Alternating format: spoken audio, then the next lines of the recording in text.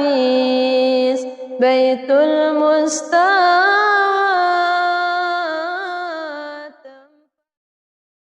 Bismillahirrahmanirrahim. Assalamualaikum warahmatullahi wabarakatuh. Alhamdulillahillazi ja'ala min biladina al-Indonesi kasyamsil mudi'ati allati yasilu khairuha lil jami' laila wa nahar wa man yankaru fadlu Indonesi la yarunnul mislal khafafis. Salatan wa salaman daimaini bidawami mulkillahi wa ala alihi wa sahbihi ajma'in. Allahumma aslih ummata Muhammadin sallallahu alaihi wasallam, farrijan ummati Muhammadin sallallahu alaihi wasallam, warham ummata Muhammadin sallallahu alaihi wasallam, wansur wahfaz wahayyid nahdatan watan fil alamin bihaqqi Muhammadin sallallahu alaihi wasallam. Amma ba'du, ya ayyuhal hadirun wal hadirat rahimana wa iyyakumullahu ajma'in. Yang sama-sama kami hormati para pemuka agama, dane-dane para tuan guru, para al-mukarramun, para masyaikh yang sama-sama kami hormati, ibu bapak, adik kakak yang bersempatan hadir pada acara pengajian pagi ini. Singkatnya, ayyuhal hadirun wal hadirat rahimana wa iyyakumullahu ajma'in. Pertama-tama mari kita panjatkan puji syukur kita kepada Allah Subhanahu wa taala. Karena dengan gelungan rahmatnya, karena dengan karunia-Nya, karena dengan limpahan ridhonya dan rahmatnya kita bisa bersua, kita bisa berjumpa, kita bisa bermutalaqqa di tempat yang mulia ini, yaitu di Desa Kembang Karang. Oleh karenanya mari kita banyak-banyak bersyukur kepada Allah Subhanahu wa taala. Kedua kalinya selawat serta salam semoga tetap tercurahkan kepada junjungan alam kita Nabi besar Muhammad sallallahu alaihi wasallam, yang mana beliau seorang reformer, seorang mujaddid dan guru yang telah membawa kita dari lautan kejahilan menuju samudra keimanan. Alhamdulillah. Ayyuhal hadirun wal hadirat, jamaah yang kami hormati, ketahuilah sesungguhnya manusia hidup di dunia ini tidak lain hanya permainan. Wa mal hayatud dunya illa lahu wa la'ib. Sesungguhnya kehidupan di dunia ini hanya permainan dan senda gurau. Wa mal hayatid dunya illa mata'ul gurur. Dan kehidupan di dunia ini tidak lain kecuali hanya tipuan. Hidup di dunia niki ndak ada lain selain permainan, selain tipuan, selain senda gurau. Dan kehidupan di dunia ini sia-sia kalau kita tidak gunakan dengan hal yang positif.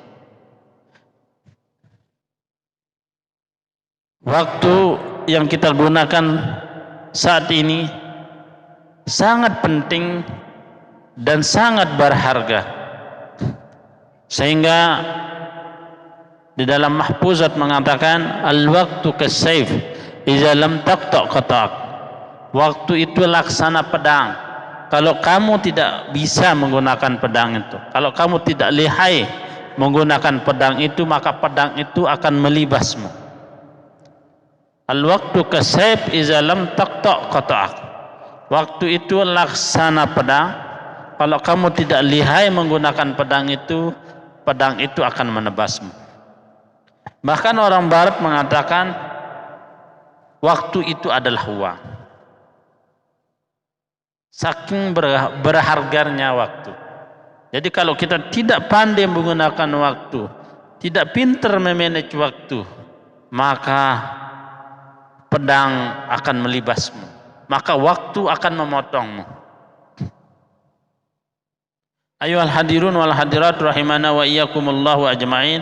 Maka Imam Syafi'i juga mengatakan kalau hidupmu tidak kau gunakan dengan hal yang baik-baik atau dengan kebaikan, maka keburukan akan menimpa hidupmu.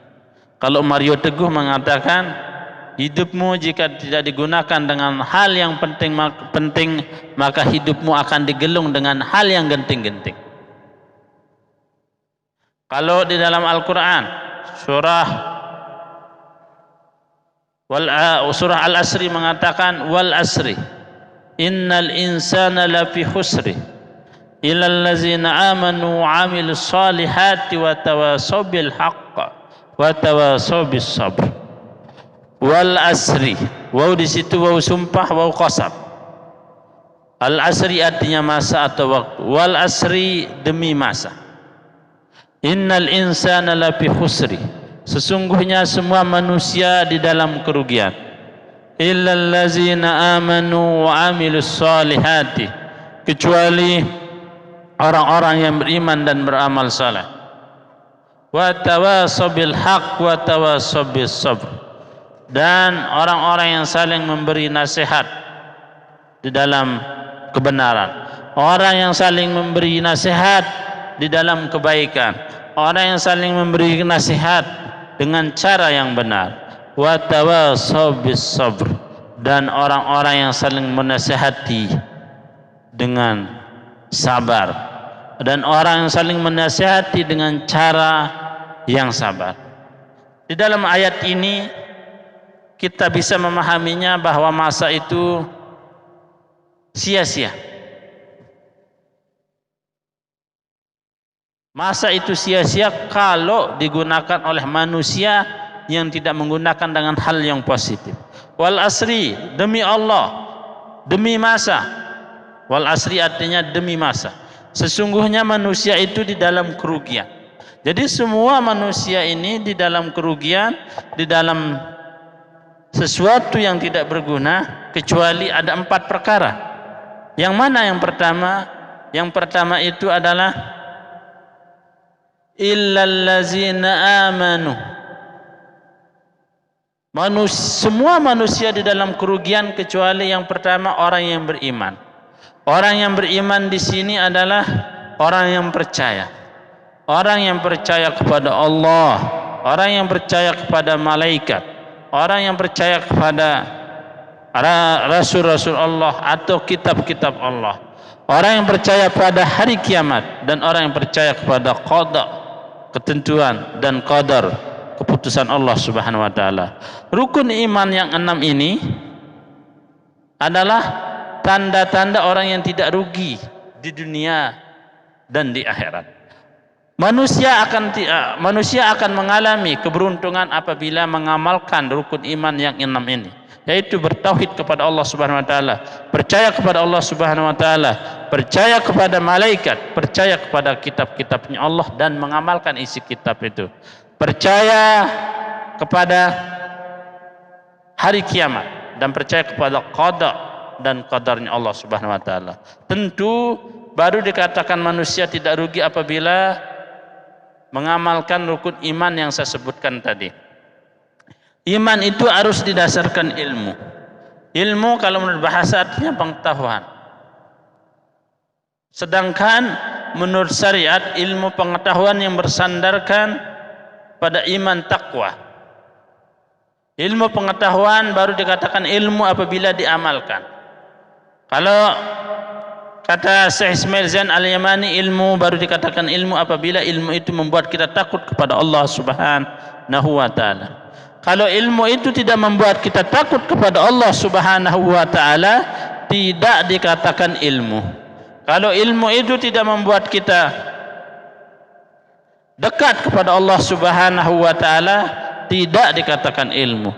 Kalau ilmu itu tidak kita amalkan, tidak dikatakan ilmu. Maka di dalam Al-Quran mengatakan innama yahsallahu min ibadihil ulama, sesungguhnya yang paling takut kepada Allah adalah ulama.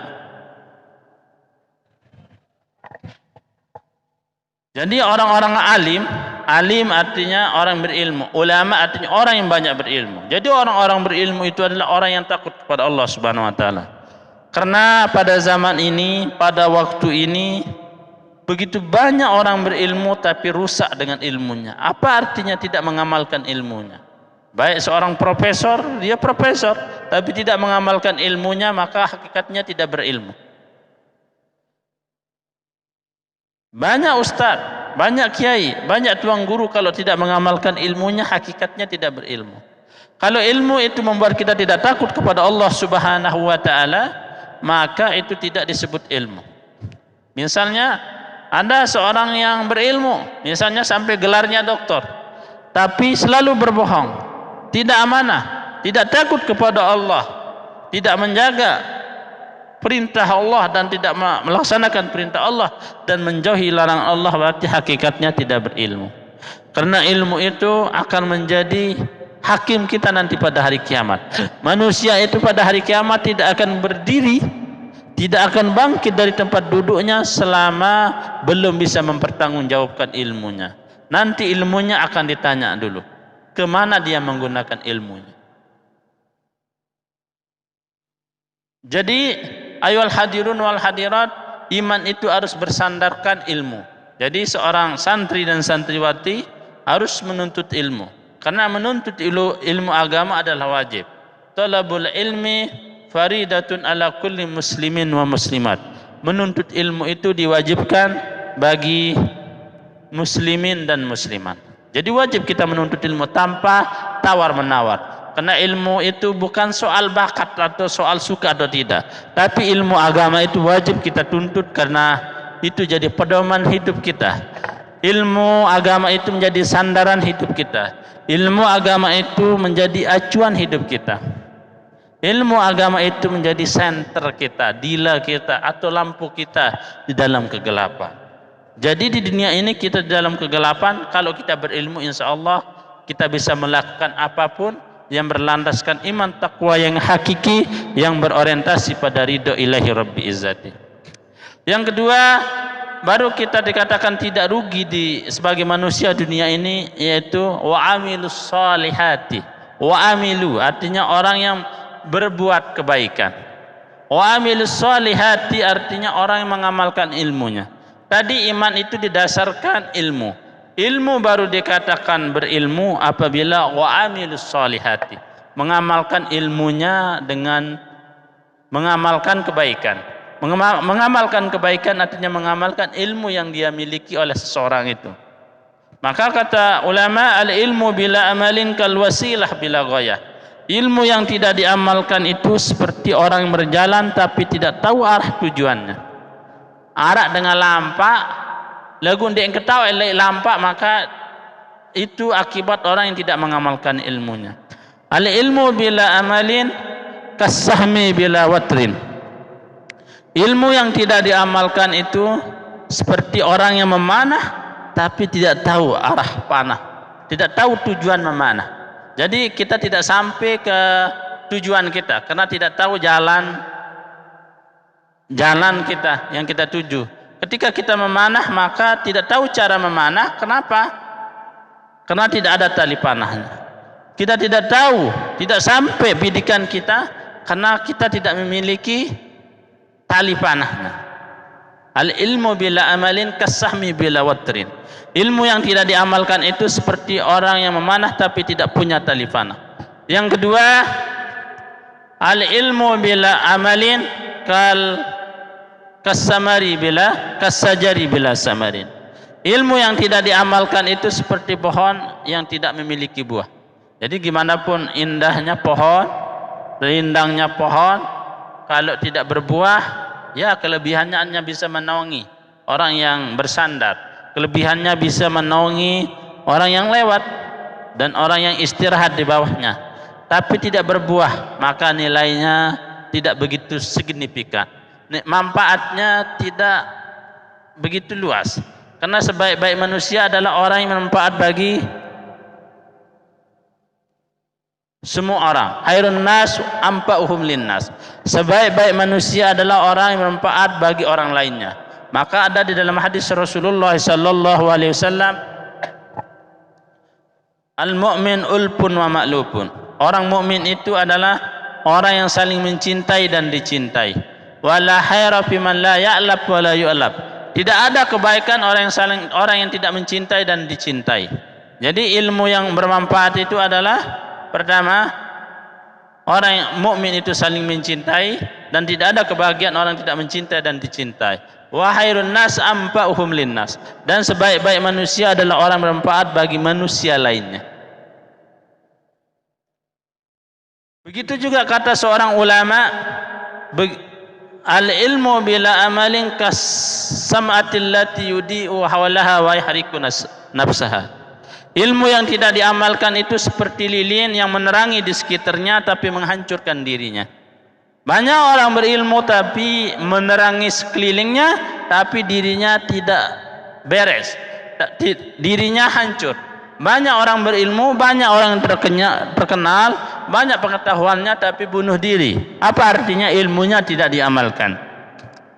Bahkan ada seorang gara-gara cinta, ayol hadirun wal hadirat, dia berilmu tapi gara-gara putus cinta akhirnya dia gantung diri. Akhirnya dia bunuh diri, akhirnya makan baygon.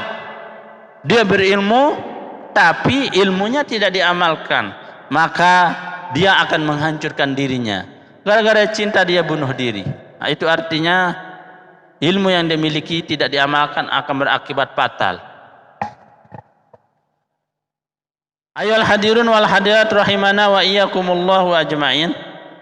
Yang ketiga, baru dikatakan manusia yang tidak rugi di dunia ini adalah apabila dia saling menasihati dalam kebenaran. Jadi kalau ada temannya tersesat, maka harus dikasih tahu. Kalau ada temannya kurang baik, maka dikasih tahu, diperingati. Dengan cara memperingati temannya adalah nggak boleh menegur kesalahan temannya di depan umum. Harus kita ajak bicara pelan-pelan, kita bawa ke rumah, kita ngobrol dari hati ke hati di rumah, baru kita menegurnya. Biasanya kalau kita menegur teman kita di tempat umum tersinggung, justru mengakibatkan lebih fatal lagi. Bisa jadi kita yang memperingati akan dibenci.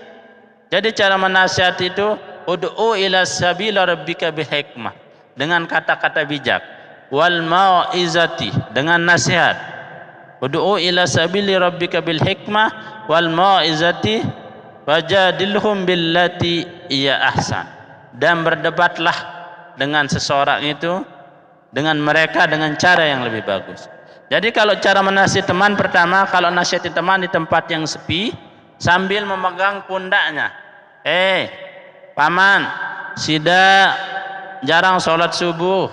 Sholat subuh itu wajib misalnya. Sambil memegang pundaknya, sambil menghadap ke mukanya dengan cara yang ikhlas dan dari hati ke hati. Begitu juga menegur pemerintah, itu alangkah lebih bagusnya menegurnya di tempat yang sepi dengan cara yang elok. Kecuali sudah ditegur di tempat yang sepi tetap keras kepala, baru kita tegur di tempat yang umum, baru dibolehkan berdemo dengan cara yang silmiah, dengan cara yang damai.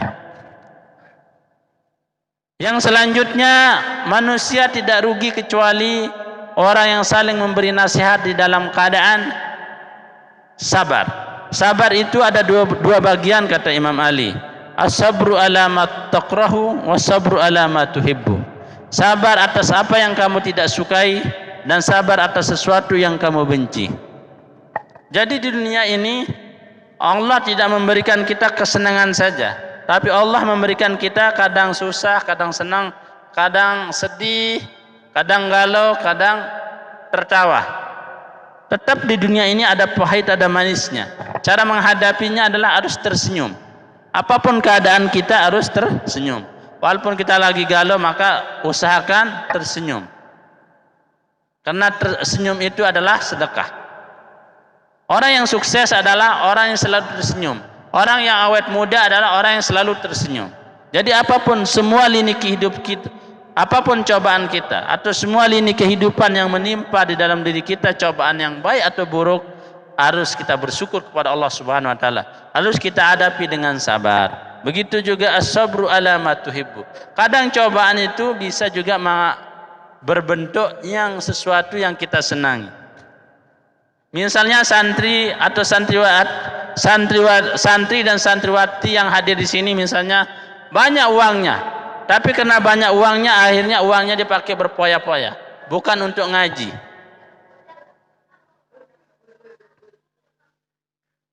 Misalnya santri dan santriwati yang datang ke sini, misalnya disuruh ngaji. Ngaji itu senang, ngaji itu bagus. Bahkan ngaji ke sini diberikan uang sama orang tuanya, diberikan pakaian sama orang tuanya, diberikan HP. Tapi tujuannya tidak bagus. Tapi dia gunakan kebaikan-kebaikan yang diberikan kepada orang tuanya tidak digunakan yang positif, dengan cara yang positif, maka berakibat fatal juga. Berarti kadang kebaikan itu juga cobaan, kadang kekayaan itu juga cobaan, kadang kesenangan itu juga cobaan, kadang kesempurnaan tubuh kita adalah cobaan. Kita diberikan tubuh yang sempurna, mata yang sempurna, bibir yang sempurna, hidung yang sempurna, telinga yang sempurna. Tapi kalau tidak kita gunakan kebaikan itu dengan cara yang baik, maka hidup kita akan dipenuh dengan hal yang genting-genting. Mungkin sekedar ini yang bisa saya sampaikan. Semoga bermanfaat bagi kita semua. Kesimpulannya, semua manusia di dunia ini rugi kecuali 4 perkara. Pertama, orang yang beriman. Orang beriman itu harus bersandarkan ilmu. Kedua, orang yang beramal soleh. Orang yang beramal soleh adalah orang yang mengamalkan ilmunya, bukan hanya omongan saja, bukan PHP pemberi harapan palsu, tapi PHP pemberi harapan pasti. Orang yang sukses itu adalah orang yang PHP pemberi harapan pasti, bukan pemberi harapan palsu. Yang ketiga adalah orang yang saling menasihati dengan cara yang benar, dengan cara yang paling baik, dengan cara yang tepat. Yang keempat adalah orang yang saling menasihati dalam keadaan sabar dan baik. Orang yang saling menasihati dalam keadaan sabar yang bersandarkan iman takwa yang hakiki, yang berorientasi pada ridho ilahi rabbi izzati. Mudah-mudahan apa yang saya sampaikan bermanfaat bagi kita semua. Wallahul muwaffiq wal hadi ila sabilir rasyad. Assalamualaikum warahmatullahi wabarakatuh.